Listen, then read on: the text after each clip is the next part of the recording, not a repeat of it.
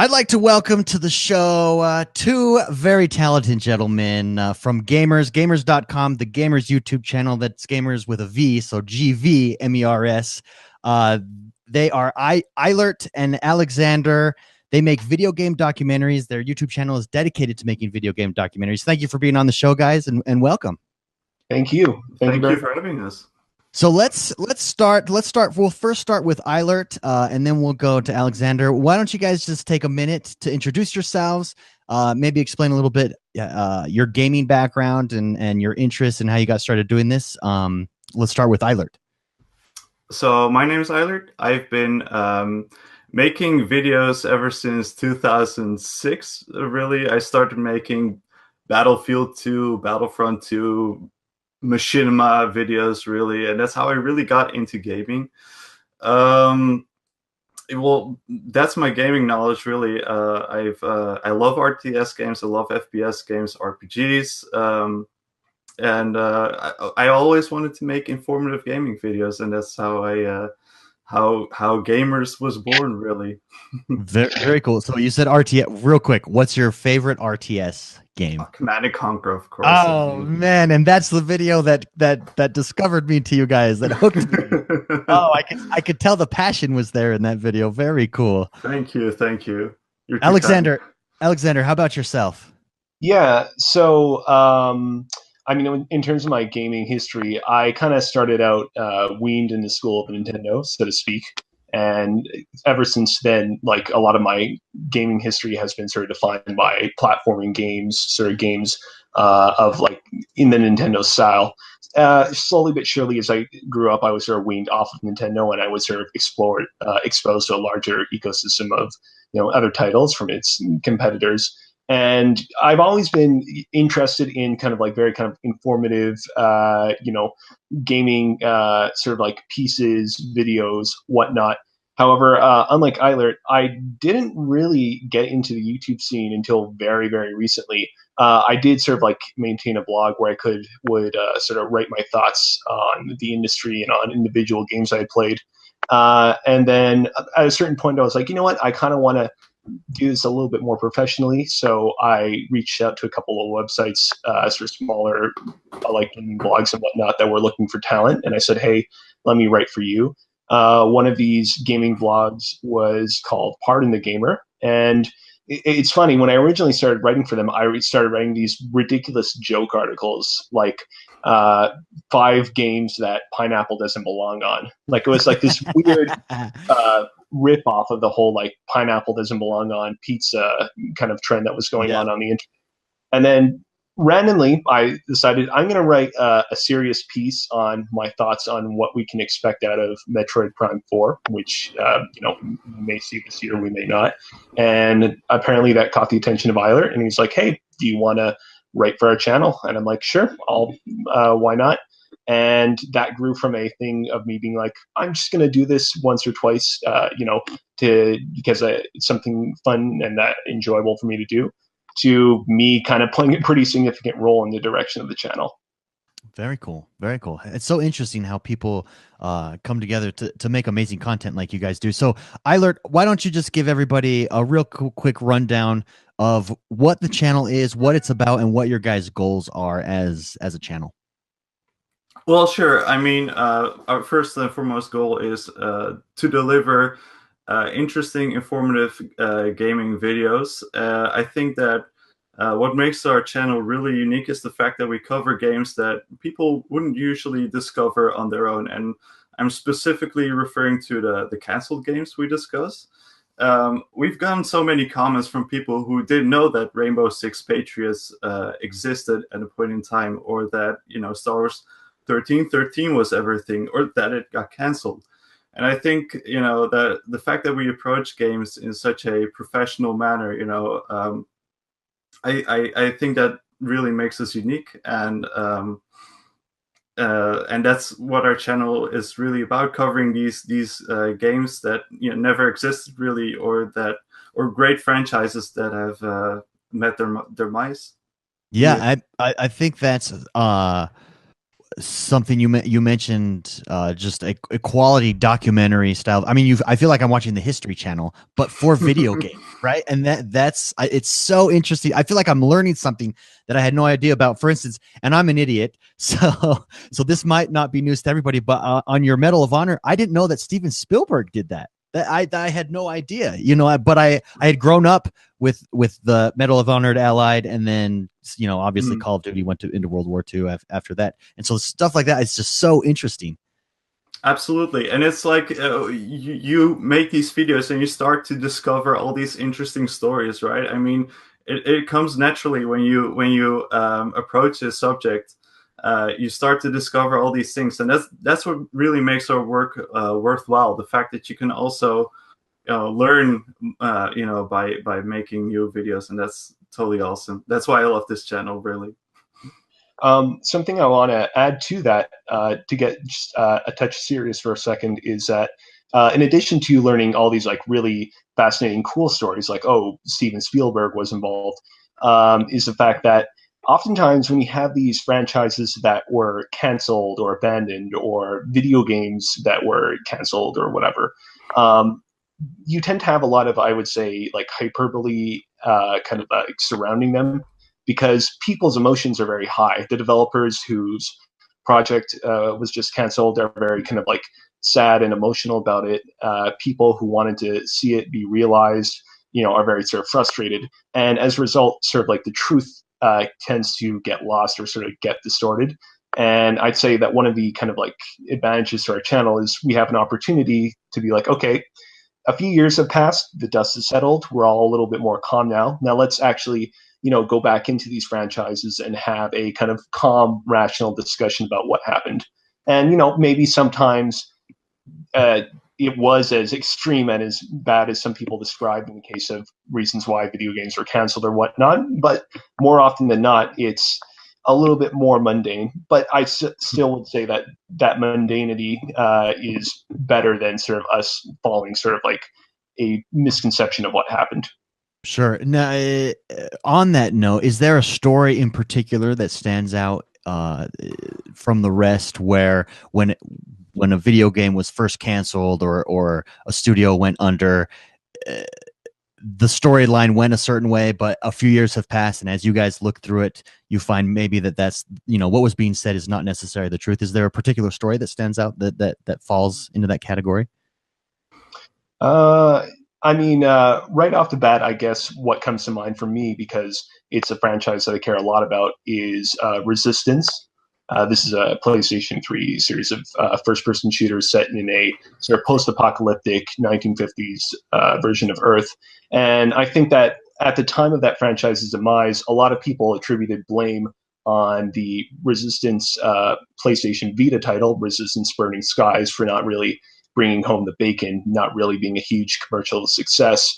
But when you actually look through the history of that franchise, there is sort of like a very clear like rise and then kind of decline as a result of some decisions that were made over the course of the franchise that weren't, I wouldn't even call them bad decisions. They were decisions that the people making the Resistance franchise couldn't have sort of foreseen the consequences of. And eventually those consequences caught up with the franchise, and it just sort of, it was no longer viable to kind of continue working on it. Is there anyone that sticks out to you, Eilert? I'd say one of our most interesting stories is probably 6 Days in Fallujah for me. Mostly because it was the controversy surrounding it, the fact that Marines, the people who were actually participating in the war, really wanted to see this game made, and the fact that it actually was canceled due to controversy from civilians. It's really interesting to see how that worked out, and I really like the way we approached that video. So I'd say 6 Days in Fallujah is probably one of my favorite stories. Interesting. Excellent. Is there, let's go through, how do you guys as a team, and obviously Steve is your narrator, and Steve has got the voice that is amazing, like an amazing narrator's voice, just blows my mind. Let's just go through, how do you guys decide on what stories to tell? Do you just throw a dart at the wall and say, "Hey, what happened to Donkey Kong? Let's go do a story on Donkey Kong," or is it more one of you has an interest or a passion about a certain game or a certain series, and that's the direction you go? So I mean, I think I would just start off by saying that in generally we tend to sort of restrict ourselves towards a kind of specific time frame in terms of the games that we cover, at least right now. We're kind of interested in that sort of nebulous period between what you would call retro games and I would say sort of modern games that have come out in the past few years. So the sort of like GameCube, PS2, Xbox 360, PS3 era. And you brought up the example of Donkey Kong. I don't know that that would be necessarily a franchise we would cover because, as I'm sure Eilert will get more into, we tend to focus more exclusively on games that have where a lot of time has passed since you've had much activity with them. Correct. Yeah, it's we tend to focus more on the seventh generation of console games right now, and I think that's where we kind of find our sweet spot of franchises and games where they've aged, but not too much that they have been necessarily forgotten. And Sure. I think that's what that's what our sweet spot really is right now. So how do you guys decide on what game to cut? Like your next project, for instance, how do you guys come to a consensus? Hey, like guys, let's do this game. Well, I think for Alexander, it's we both approach a franchise. We talk about it, and it really comes down to is it interesting enough to cover, and does Alexander really want to do the effort of playing through an entire franchise, such as Crisis. I mean, that's one of our next videos, the Rise and Fall of Crisis, and it's up to Alexander if he thinks that franchise is worth playing through. Yeah, Now, I mean, to be sorry, I just want to say quickly that just because a franchise is not something that I'm interested in doesn't remove it from the docket entirely. We kind of have other people who we work with who are more experienced in certain other franchises or genres than I am, and we'll definitely kind of work with them to sort of produce projects if it's not something that I'm immensely experienced in or interested in. sure. And I forgot to mention, sorry, at the beginning of the show. So Alexander, everybody, is the writer for the show. Eilert is the director. He puts together all the videos, to my understanding. Correct me if I'm wrong there, guys. But that's how it works. And then Steve is the narrator who wasn't able to join us today. Alexander, do you play through?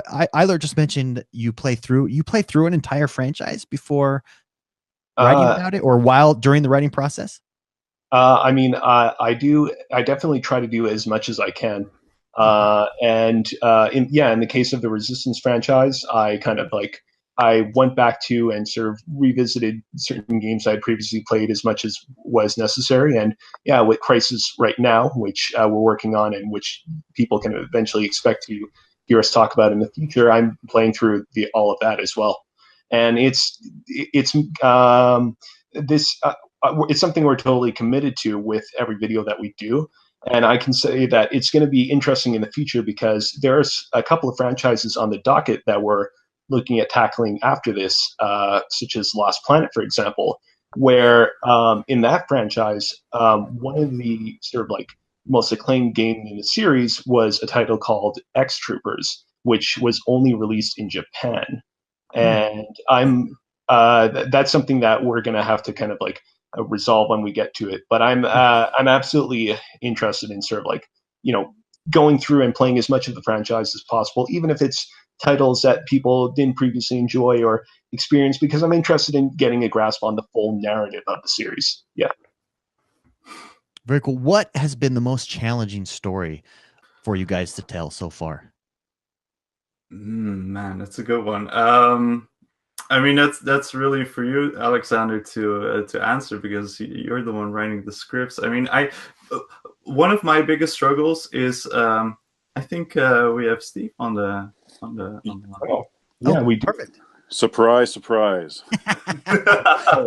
Well, welcome, Steve. Thank you, David. So happy you could make it. Sorry if you had to jump through hoops to get here, but we're glad you got here. No problem at all. My pleasure. So we'll just continue from the top here. We were just talking about the most challenging story for you guys to tell, and then we'll come back and have you introduce yourself, Steve. Okay, great. Correct. As I was saying, one of my biggest struggles as an editor is sometimes the fact that with canceled games, there really isn't much footage to work with. So in the case of 6 Days in Fallujah, for example, I've only had like 2 or 3 minutes of video that I had to make a video of 12 minutes in runtime out of. So for me, those are So the this biggest is the guy in the challenges Netherlands that I do the work for, as an editor. and that's his writer. Are you on the phone call? I'm on. They're going to get back to me. Okay, go ahead. Sorry, continue, Eiler. So no, that's where my story really ends. For me, that is one of the biggest challenges. But I cannot speak for Alexander in terms of the investigation that's going on. Yeah, Alexander, how about you? What has been the biggest story or challenging story to tell? Most challenging story for you to tell so far?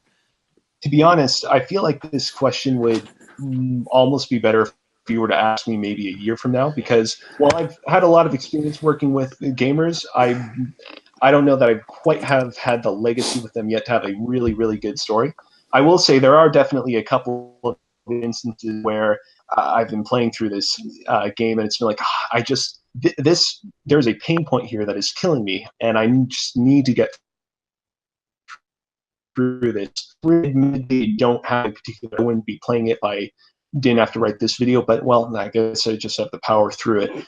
I'll say more generally, I have sometimes struggled in kind of like the sort of denouement in our videos where I talk about sort of like what happened to the franchise, why it was canceled, because that's sort of the prickly part of the script. That's the part where you want to be careful that you don't go overboard or that you don't paint or depict people as being monsters or stupid. Like I said earlier, I want things to be given sort of a fair shake, and for us to kind of be able to look back more fairly on franchises after the dust has settled. So that part of writing the script, at the very least, has always been, I'd say, the most challenging for me.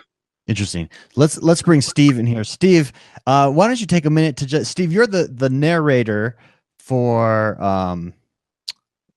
the show, for all the series. What have you found to be the most interesting story that you've had the opportunity to narrate so far?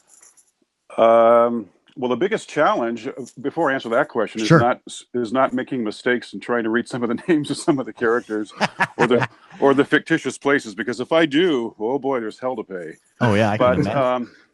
But that's really kind of tough to say, because every one of these has been such a treat to work on, because I've been working with Alert for a few years back in the Gamerspawn days.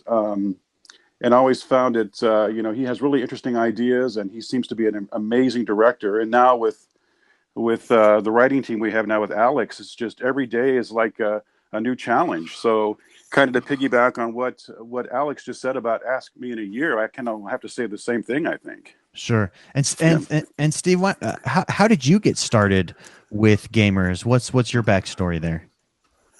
Well, the truth is, I'm a composer. I was writing music for television and found myself in a bit of a creative lull.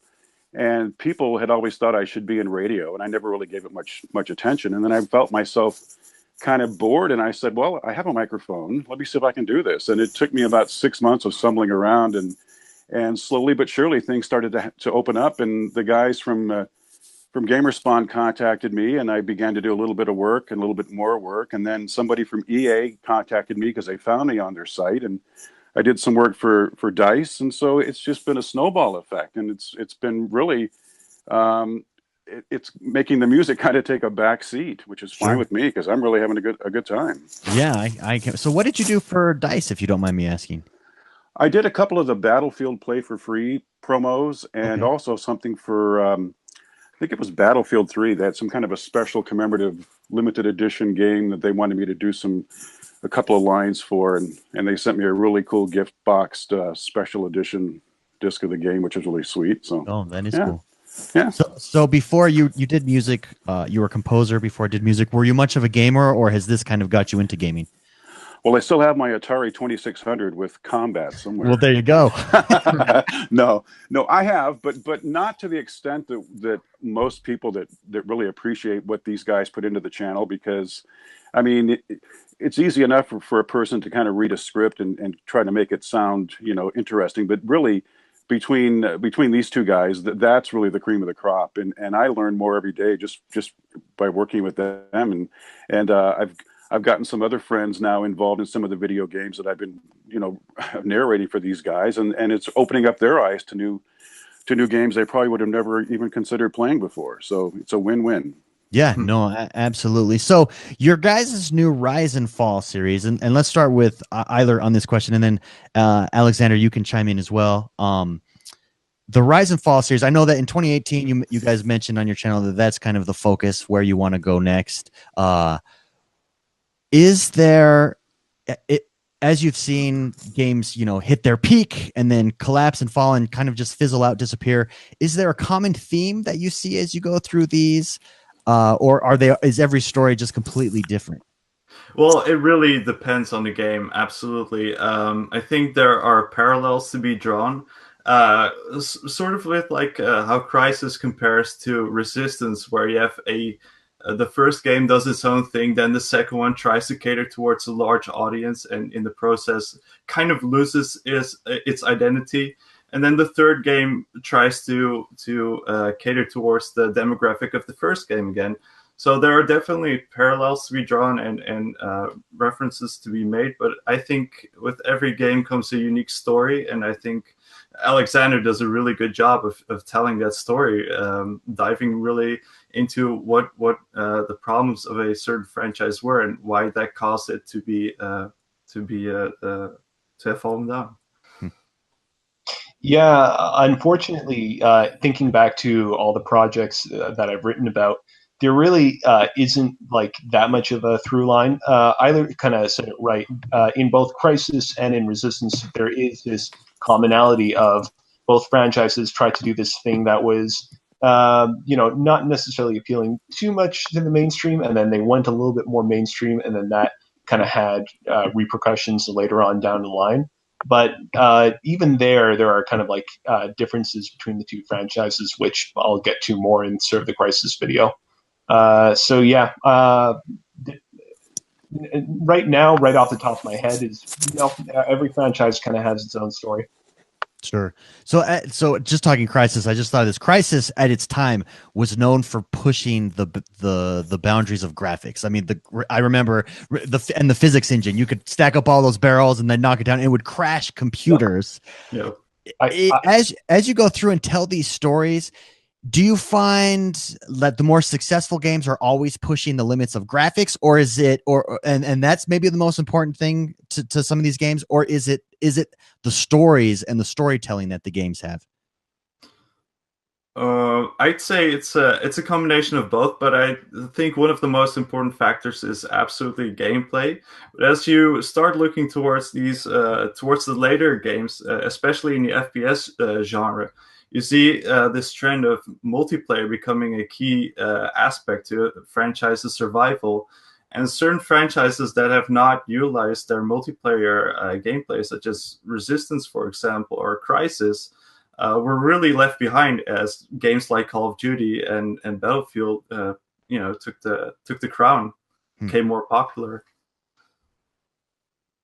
Yeah, I would definitely agree. In all the franchises that we've discussed, definitely the ones that kind of had sort of the longest tail before kind of shuttering are the ones that had a strong sort of emphasis on gameplay, not necessarily so much on story. Yeah, I mean, when I think about it, like the one franchise that we've talked about that where the story is like really a massive, major component of it, and that franchise has kind of fizzled out is Metal Gear. And that franchise had a very, very strange, very unusual story in terms of how that franchise kind of petered out. So yeah, I guess I would say that ultimately the ones that last the most are the ones that have a sort of solid sort of gameplay concept built around them. And in terms of story, I don't necessarily think that that's as much of a factor as what I mean, if a game is fun to play, it's fun to play, right? I mean, and that's probably what you probably hit the nail on the head there. Speaking, can we just stay on Metal Gear Solid real quick before we get to our last question here? With the latest Metal Gear Solid, I really enjoyed. Do you see it making a comeback at all? Do you see that, or do you see it just kind of going away again? Eilert, what do you think? Hey, I have to admit, I'm not really that much of a Metal Gear gamer, so I think this question is more for you. Yeah, well, so as kind of the Metal Gear guy, I mean, like the way I see it, the only way that Metal Gear Solid can come back again is if they kind of get another Hideo Kojima. And what I mean by that is another auteur-esque kind of person in the industry, a big name, like, and I'm not saying that this would happen because he would not be interested in it, but like a Ken Levine, for example, I mean, like, hey, we want you to work on our next Metal Gear Solid game. But I just don't think that that's going to happen because I think that Konami has burned so many bridges at this point that it's unlikely to occur. I do think that this isn't the end of the Metal Gear Solid saga. I think that there will be more in the future, but I think that a Metal Gear Solid game that, you know, has sort of like the heart of 1 through 5 is probably a little ways off. I think that we're going to have to see significant sort of changes in Konami and in its sort of stance towards the franchise to change if we're ever going to want to get a Metal Gear game like that again. How long before you guys get into telling the stories of the current generation games? So I'm just thinking off the top of my head, Xbox One has a game, Ryse, Son of Rome, that already there's no announcement for a second one. Maybe eventually there is a second one, but as of right now, it seems like that series and franchise is done. How long do you guys think till you guys start talking current generation? Well, we have definitely thought about the idea of taking on these one-off franchises or one-off games, such as Ryse, Son of Rome, or MAG, Massive Action Game on the PlayStation 3, where there was really only one game and they've never really gotten a sequel. But in terms of the current generation, it really depends. I think we have to look 5 years or 10 years into the future and see where the franchise in question has landed and if it has been continued at all. So that's really the key factor for us. Yeah, I mean, to be fair, one of the projects that we have discussed doing is Silent Hills, which is technically part of this console generation a little bit earlier on. Although that game is a very kind of strange, nebulous, canceled game. I don't think that a lot of people typically sort of talk about it in the same way that they talk about some of the other games from this generation. I think it's all a matter of what project we're currently working on. If there is in fact a opportunity to talk about the current console generation, if it relates to this current console generation, and time. There will be a time eventually where I think talking about Ryse, Son of Rome will make more sense than I think it does now. Yeah, no, absolutely. Steve, let's go to you. So our podcast, we talk a lot about, we're a positive gaming podcast. So we talk a lot about balancing your life and gaming. And every couple of weeks we get a question. How do you guys balance your life and gaming? How do you guys balance podcasting and gaming? How do you balance all these projects you're working on gaming? So I'd like to get your input on that, Steve. How do you balance all of the work you have and then your hobbies, whether that be gaming or whatnot? How do you balance life?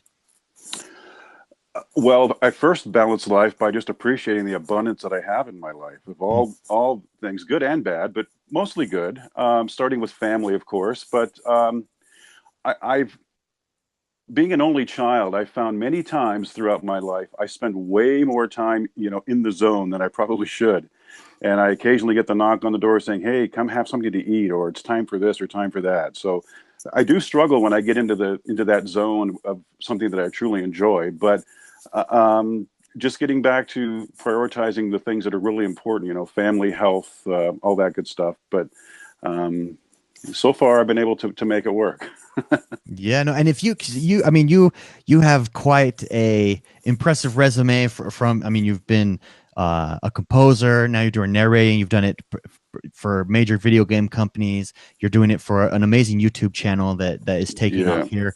What is your advice to people who want to get into creating, whether that be if they want to create video games, they want to create video game content, podcasts, YouTube channels, anything like that? What is your advice that you have for them? Consistency. I mean, as I said early on in our discussion here, you know, when I got into this, I said, I have a microphone, I'm going to try to use it.